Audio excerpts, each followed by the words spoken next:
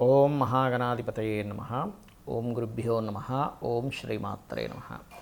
పరమేశ్వర స్వరూపమైనటువంటి జ్యోతిష, వాస్తు మరియు ఇతర అనేకమైనటువంటి శాస్త్రములను మనకు అందించినటువంటి మహర్షులకి నమస్కారం.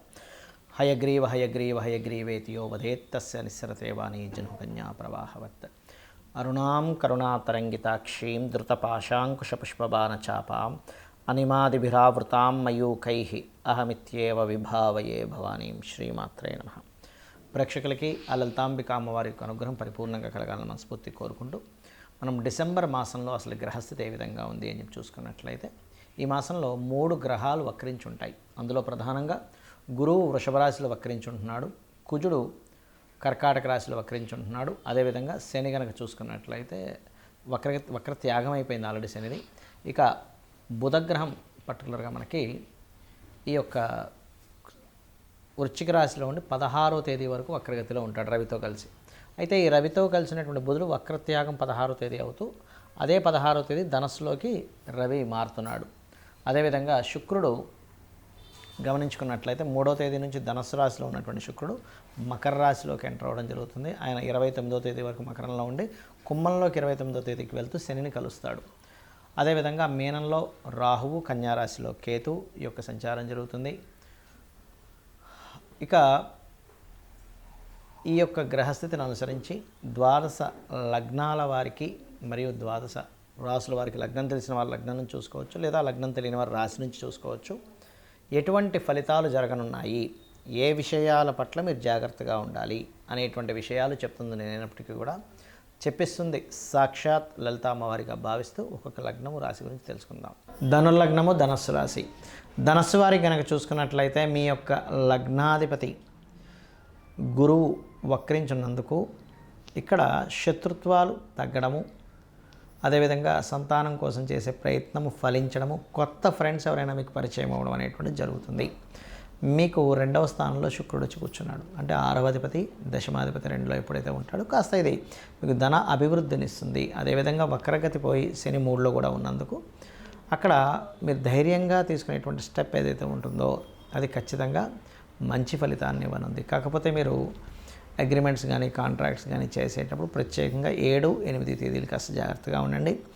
9, 10 తేదీలు కనుక చూసుకున్నట్లయితే ఆ 9, 10 తేదీల్లో మీరు ఏదైనా ప్రాపర్టీ తీసుకునేటప్పుడు కానీ, లేకపోతే నీటి మీద ప్రయాణాలు చేసేటప్పుడు కానీ ఇటువంటి విషయాల్లో కాస్త జాగ్రత్తగా ఉండాలి. మరియు అదేవిధంగా ఇక్కడ ఈ 4వ స్థానంలో రాహు ఉన్నందుకు మాత్రం మీరు విదేశాలలో అక్కడ ఏదైనా గ్రీన్ కార్డ్ హోల్డర్స్ కానీ ఇట్లాంటిది ఏదైనా ప్రయత్నం చేసినట్లయితే, పర్మనెంట్ రెసిడెన్సీ కోసం PR కోసం ట్రై చేసినట్లయితే కాస్త తొందరగా వచ్చే ఛాన్సెస్ ఉంటుంది. అదేవిధంగా కొత్త ఆలోచనలు మరియు ఒక్కొక్కసారి కొంతమందికి ధనుర్లగ్నం వారికి ఇప్పుడు ఉండేటువంటి ప్లానటరీ కండిషన్స్ పరంగా డిసెంబర్ మాసంలో స్వప్నంలోకి కొంతమందికి దైవ దర్శనం కూడా జరుగుతుంది ఈ యొక్క కాంబినేషన్ ఉన్నప్పుడు. కాకపోతే ఇక్కడ వివాహం కోసం ప్రయత్నం చేసేటువంటి వారికి మాత్రం మీకు 16వ తేదీ తర్వాత నుంచి అనుకూలమైనటువంటి వాతావరణం చూపిస్తుంది. అదేవిధంగా కాస్త వాహనాల మీద వెళ్ళేటప్పుడు, ముఖ్యంగా మీరు మీ యొక్క పార్ట్నర్తో వెళ్ళేటప్పుడు కాస్త జాగ్రత్తగా ఉండాలి. మరియు లైఫ్ పార్ట్నర్ కాకుండా బిజినెస్ పార్ట్నర్స్ విషయంలో అష్టమ స్థానంలో ఉన్నటువంటి కుజుడు వక్రించినందుకు బిజినెస్ పార్ట్నర్తో అనవసరమైనటువంటి ఘర్షణ వాతావరణం చూపిస్తుంది. మరియు దశమంలో కేతు ఉన్నందుకు ఉన్న ఉద్యోగంలో సాటిస్ఫై లేకుండా మారాలని ఆలోచన చేస్తూ ఉంటారు. కానీ నేను చెప్పేది ఒకటే, మే వరకు ఎట్టి పరిస్థితుల్లో మీరు ఉద్యోగం మారే ప్రయత్నం చేయకండి. ఇంకా గ్రహస్థితి రీత్యా వాళ్ళు తీసేశారు, లేకపోతే మీకే ఇంకా ఉండలేకపోయారు అనుకుంటే మాత్రం, ఉండలేకపోతున్నాను అనుకున్నా, ఉండలేకపోయారు అనుకున్నా కాస్త మీరు గణపతి ఆరాధన చేసుకున్నట్లయితే ఆ యొక్క స్ట్రెస్, ఆ యొక్క ఆలోచన విధానం నుంచి బయటికి రావడం జరుగుతూ ఉంటుంది. అలాగే ఎప్పుడైతే మీకు 16వ తేదీ నుంచి రవి రాశిలోకి వస్తున్నాడో, 16వ తేదీ నుంచి కొంత తండ్రి సమానులతో ఏదైనా సపోర్ట్ లభించడం కావచ్చు, లేనట్లయితే అక్కడ పర్టికులర్గా మీకు లాంగ్ జర్నీస్ ఉండడము, మరియు హయ్యర్ ఎడ్యుకేషన్ కోసం చేసే ప్రయత్నాలు ఫలించడం ప్రత్యేకంగా 16వ తేదీ నుంచి యోగిస్తుంది. ఇక మీరు చేయవలసినటువంటి దేవత ఆరాధన ఏమిటి? పంచమ స్థానాధిపతి అయినటువంటి కుజుడు వక్రించి అష్టమంలో ఉన్నాడు. కాబట్టి ఇక్కడ ఏమవుతుందంటే, ఇలా ఉన్నప్పుడు కొంచెం మొండి పట్టుదల ఉన్నప్పటికీ కూడా ఏదో తెలియని మీ పార్ట్నర్స్కి కావచ్చు, మీ జీవిత భాగస్వామి కావచ్చు, ఏదో అవుతుందేమో అనేటువంటి భావన కలుగుతూ ఉంటుంది. కాబట్టి మీరు చేయవలసింది ఏమిటంటే, ప్రత్యేకంగా మీరు దత్తాత్రేయుడి యొక్క ఉపాసన, అంటే ఓం జయ గురుదత్త, శ్రీ గురుదత్త అనే నామస్మరణ చేస్తూ ఉండండి. మరియు అదేవిధంగా మీరు ఈ దశమ స్థానంలో కేతు ఉన్నందుకు ఉద్యోగ సంబంధించిన విషయంలో ఏదైనా చిన్న చిన్న డిస్టర్బెన్సెస్ కావచ్చు, ఇట్లాంటివి వచ్చినప్పుడు మాత్రం గణపతిని ధ్యానించండి. అంటే ఇంట్లో కూర్చొని వర్క్ ఫ్రమ్ హోమ్ చేస్తున్నారు, టేబుల్ ముందు కూర్చున్నప్పుడు ఒకసారి గణపతిని ధ్యానించండి. ఒకవేళ జాబ్కి వెళ్ళారు, అక్కడ టేబుల్ ముందు కూర్చున్నప్పుడు ఒక చిన్న బొమ్మ లాంటిది పెట్టుకొని గణపతిని ధ్యానిస్తూ ఉన్నట్లయితే మీకు ఉద్యోగ సంబంధించినటువంటి అవకాశాలు పెరగడం, ఉద్యోగంలో ఇబ్బంది రావడం ఇట్లాంటివి ఏవి జరగకుండా క్లియర్ అవ్వడం జరుగుతుంది. చాలామంది నన్ను అడుగుతుంది ఏంటంటే వాళ్ళ జన్మజాతకాల్లో ఏదైనా వక్రగ్రహం ఉన్నట్లయితే ఏమిటి ఫలితం అని అడుగుతున్నారు. ఇది నాడీ ఆస్ట్రాలజీలో మనకు చూడండి, చాలామంది జాతకాల్లో ఈ పలానా గ్రహం వక్రించిందండి, ఈ పలానా గ్రహం అంటే శని కావచ్చు, గురువు కావచ్చు, వీళ్ళు వక్రించారని చెప్తుంటారు. అయితే ఇక్కడ ఏంటంటే ఫస్ట్ ఆఫ్ ఆల్ మనం అర్థం చేసుకోవాల్సింది, రాహువు కేతువు ఈ రెండు ఎప్పుడు వక్రగతిలోనే ఉంటాయి, అంటే వెనక్కి తిరుగుతూ ఉంటాయి. బికాజ్ ఆఫ్ అది కాలం అయిపోతుంది, రాహు అంటే కాలము అయిపోయినటువంటిది కాబట్టి కాలానికి కారకుడైనటువంటి రాహు వెనక్కి వెళ్ళిపోతుంది కాలము అనేటువంటి సంకేతంతో. అయితే మిగతా గ్రహాలు ఏవి అంటే రవిచంద్రులు అయితే అసలు వక్రించరు ఎప్పుడు కూడా, ఎందుకంటే సమయం వెనక్కి రాదు కాబట్టి ఈ రవిచంద్రుల ద్వారానే మనం సమయాన్ని తెలుసుకుంటూ ఉంటాం. ఇవాళ ఈ తిథి, ఈ నక్షత్రము, ఇంత సమయం గడిచింది, రవి నడినెత్తన వస్తే మనకి మధ్యాహ్నం అయిందని, సాయంత్రం అయితే అటు వెస్ట్ వైపు సూర్యుడు కనిపిస్తే సాయంత్రం అవుతుందని మనం తెలుసుకుంటూ ఉంటాం. తిథులను బట్టి చంద్రుడు ఉండేటువంటి ఇది కాబట్టి అది ఎప్పుడు వక్రించవు, అంటే కాలం వెనక్కి తిరిగి రాదు కాబట్టి అవి వక్రించవు ఎప్పుడు కూడా. అయితే మిగతా గ్రహాలు ఏవైతే ఉన్నాయో వక్రించిన గ్రహంతో సమయంలో పుట్టారు వ్యక్తి అంటే దానికి చాలా పెద్ద విషయం ఉంటుంది. ఎలా అంటే ఒక ఉదాహరణకి శని వక్రించాడు అనుకోండి, ఏ గ్రహమైనా ఒకటే గుర్తుపెట్టుకోండి, మీ జన్మజాతకంలో వక్రించినప్పుడు ఉన్న స్థలం కంటే కూడా వెనకాతలు ఉండేటువంటి రాశితో సంబంధాలు పెట్టుకుంటాయి. అంటే ఒక్కొక్కసారి ఆ వక్రించడం వల్ల మంచి జరుగుతుంది, ఒక్కొక్కసారి ఇబ్బంది ఉంటుంది. ఎలా అంటే ఉదాహరణకి మేషరాశిలో శని, మేషరాశి కాకుండా మేషరాశి తర్వాత అయినటువంటి రాశిలో శని భగవానుడు వక్రించాడు, అంటే వృషభంలో శని వక్రించాడు. వక్రించడం వల్ల అనవసరంగా నీచ ఫలితాలు పొందుతాడు. అదే మేషరాశిలో శని వక్రించాడు అనుకోండి, అప్పుడు నీచత్వం కోల్పోతాడు.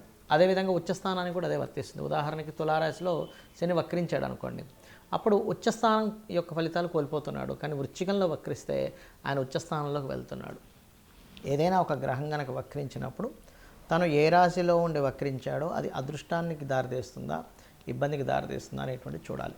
ముఖ్యంగా ఏదైనా ఒక గ్రహం వక్రించిందంటే పాస్ట్ లైఫ్లో మిగిలిపోయినటువంటి విషయాలు ఈ లైఫ్లో పర్టికులర్గా ఆ జన్మనెత్తి ఆ వ్యక్తి ఆ కర్మను తీర్చుకోవడానికి వచ్చాడని అర్థం చేసుకోవాలి. ఎలా అంటే శని దగ్గర నుంచి తీసుకుంటే శని ఎవరికైనా వక్రించాడు అనుకుంటే రెండు ప్రొఫెషన్స్ చేస్తారు చాలామంది, 2 ప్రొఫెషన్స్, అందులో డ్యూయల్ సైన్లో ఉంటే ఇంకా గ్యారంటీగా అవుతుంది.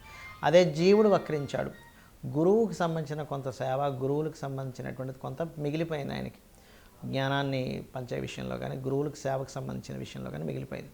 అంటే పాస్ట్ లైఫ్లో చేయాల్సిన గురుసేవ చేసుకోలేకపోయాడు. శని వక్రించాడు అనుకోండి, పాస్ట్ లైఫ్లో చేయాల్సిన వర్క్ ఇప్పుడు చూడండి, ఇవాళ రేపు మనం చూస్తూ ఉంటాం, ఎవరైనా సరే జాబ్ సంబంధించిన విషయంలో జాబ్కి వెళ్తారు కానీ అక్కడ సరిగ్గా పనిచేయరు, నెల జీతం మాత్రం తీసుకుంటుంటారు. అది పెండింగ్ ఉండిపోయాడు ఆ వ్యక్తి పాస్ట్ లైఫ్లో. అందుకని ఈ జన్మలో ఎక్కడైతే జాబ్ జాయిన్ అవుతాడో అక్కడ రెండు పనులు చేయాల్సి రావడం ఇట్లాంటివన్నీ వస్తూ ఉంటాయి. But it's depend on a రాశిలో ఏముందనేటువంటిది. అయితే ఈ వక్రగతి ఉన్నప్పుడు మనం అమ్మో ఏమవుతుందని భయపడాల్సింది లేదు. అక్కడ అసలు అది ఏ యోగాన్ని ఇస్తుంది, ఒక్కోసారి అద్భుతమైన యోగాన్ని ఇస్తుంది, ఒక్కోసారి ఇబ్బందిని ఇస్తుంది. బట్ అది చూసుకోవాలి.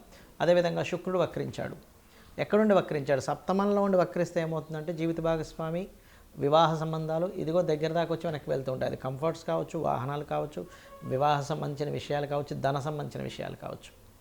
3లో ఉండి వక్రించాడు అనుకోండి, 2లోకి వస్తున్నాడు అంటే ఏమిటి, మీడియేటింగ్ ద్వారా డబ్బులు వస్తాయి. అది ఏ భావంలో ఉండి వక్రించాడో చూసుకోవాలి. ఒకవేళ బుధుడు వక్రగతిలో మనిషి జన్మించాడు అనుకోండి, మీరు ప్యూర్లీ మీ యొక్క నాలెడ్జ్ని షేర్ చేయడం కోసం పుట్టారు, గుర్తుపెట్టుకోండి. అలా షేర్ చేస్తేనే ఈ జన్మ మీకు కంప్లీట్ అవుతుంది. అలా ఒక్కొక్క గ్రహము వక్రించినప్పుడు ఒక్కొక్క ఇది ఉంటుంది. కుజుడు వక్రించాడు, కుజుడు అంటే దేనికి కారకుడు, భూములకు కారకుడు. అది వక్రించినప్పుడు ఒక మంచి ప్లానెట్తో వెళ్ళి కనెక్ట్ అయితే భూముల ద్వారా లాభాలు ఉంటాయి. వక్రించినప్పుడు ఆ 159 యాక్సెస్లో ఇంకొక పాపగ్రహంతో కనెక్ట్ అయితే రావాల్సిన భూమి కాస్త పోయి ఇబ్బంది పడతాడని అర్థం. సో దానికి ఏం చేయాలంటే వక్రించిన గ్రహాన్ని మనం చూసినప్పుడు అది వెళ్ళి ఏ గ్రహాలతో కంజంక్ట్ అవుతుంది, ఏ గ్రహాలతో చూడబడుతుందో తెలుసుకొని దానికి సంబంధించిన రెమెడీ చేసుకుంటే ఈ వక్రగతి ఒకవేళ ఇబ్బందికరంగా ఉంటే ఆ ఇబ్బందికరమైన పరిస్థితులు తగ్గుతాయి. బాగున్నట్లయితే మనం ఏం రెమెడీ చేసుకోకర్లేదు, అద్భుతంగా ఉంటుంది. ఆ రెమెడీస్ కూడా చిన్న చిన్నవి, గోవుకి తినిపించడము, గ్రహాలకు దీపారాధన చేయడము, లేనట్లయితే అమ్మవారి నామాల్లో ఏదైనా ఒక మంత్రం చేసుకోవడం చేస్తూ ఉండాలి. శని వక్రించాడు ఉదాహరణకి, శని వక్రగతి వల్ల ఇబ్బందులు వస్తున్నాయి అనుకోండి, ఎందుకంటే కర్మకారకుడు కాబట్టి వాళ్ళు చేయవలసిన మంత్రం ఏమిటంటే ఓం అనాకలిత సాదృశ్య చుబుక శ్రీ విరాజితాయ నమః. జూపిటర్ వక్రించి నీచ స్థానంలోకి వెళ్తున్నాడు. అలాంటప్పుడు జయ గురుదత్త, శ్రీ గురుదత్త అనే నామస్మరణ చేయండి. బుధుడు వక్రించడం వల్ల ఇబ్బందులు ఎదుర్కొంటున్నారు మీరు. అందరికీ ఇబ్బందులు ఎదుర్కోవాలని లేదు. అది ఏదైనా నీచ స్థానంలోకి వెళ్ళినా పాపగ్రహాలతో కంజక్ట్ అయినప్పుడు మాత్రమే. అప్పుడు విష్ణు సహస్రనామాలు చేయండి, లేదా ఓం నమో నారాయణాయ అనే నామస్మరణ చేయండి. శుక్రుడు వక్రించాడు, లలితా సహస్రనామాలు చేయండి, లేదా ఓం శ్రీమాత్రే నమః అని చేసుకోండి. కుజుడు వక్రించాడు, ఇబ్బంది పడుతున్నారు మీరు, ఉదాహరణకి కుజ సంబంధంగా, అప్పుడు ఏంటంటే ఓం స్కందాయ నమః అనే నామస్మరణ చేయండి. ఎందుకంటే వక్రగతి మీరు మీ పాస్ట్ లైఫ్లో చేయాల్సినటువంటి కొన్ని పెండింగ్ కర్మాస్ క్లియర్ చేసుకోవడానికి జన్మెత్తారని అర్థము. కాబట్టి ఇలా చూసుకొని చేసుకోండి. అన్ని విధాలా మీకు అమ్మవారి అనుగ్రహం ఉండాలని, కలగాలని మనస్ఫూర్తిగా కోరుకుంటూ శ్రీమాత్రే నమః.